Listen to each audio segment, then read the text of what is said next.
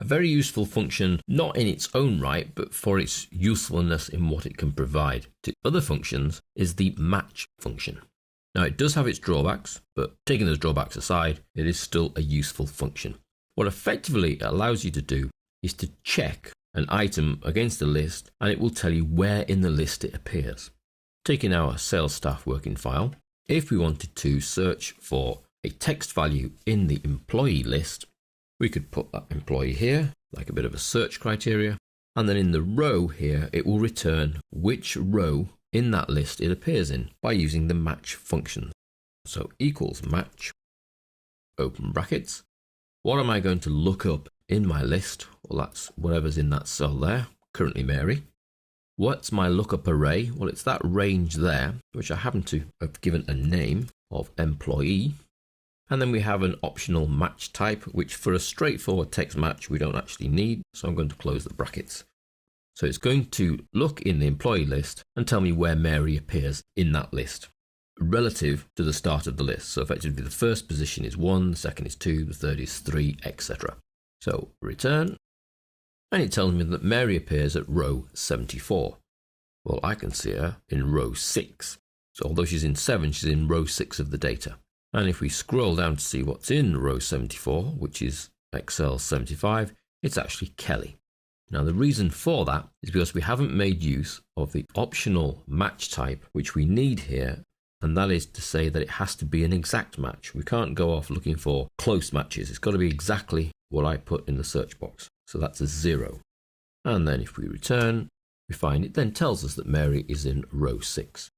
I could change Mary for any other text value in that list, and Tom is in row 8, John, row 15, Sam, row 16. We now know where in the list we're looking for. We have a slight drawback in this, in that if there are 2 Sams, it will only tell us the position of the first Sam, not the second. But having said that, it still has its uses. It's also very useful because it has a wildcard option. If I want to search through that list for anybody whose name begins MI, then I can put MI and then the standard wildcard character of an asterisk, so MI asterisk, and then I can use the match function over here, equals match, using the MI asterisk, comma, look in the employee list, and it has to be an exact match. Even though I'm using a wildcard, we still use the exact match option here, and return, and it says row 4. And I can see that Michael is in row 4. Now the wildcards can be used at the beginning, the end, or in the middle of our searches. So I could put asterisk IO, and it says row 2 ends in IO, which is Mario.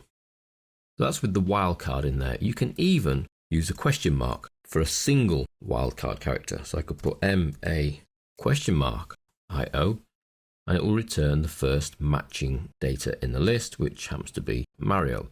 The question mark can only be a single character. If you're looking to search for multiple characters, then that has to be the asterisk. But either will do, depending on what you're attempting to search for. Now, if we want to do a search on a numerical basis, which we can do on the salary or the date of birth, I could put 14,000 in here. And I want to know where in the salary list 14,000 appears. Well, I can use that match function again, equals match. That's my lookup value. And my list is the salary, and that also is a named range, just to make life a little easier. And the lookup type is an exact match. And it's in row 8, 14,000. And we can see row 8, which is Excel's 9, is 14,000. Obviously it doesn't return the value for here for Robert for 14,000 or anybody else who is 14,000. It finds the first match. Now there are 2 other match option types in here. Nearest a larger value, so that's not going to now look for 14,000, it's going to look for the nearest value that is larger than it. So it's equals match, open brackets, let's look up the 14,000.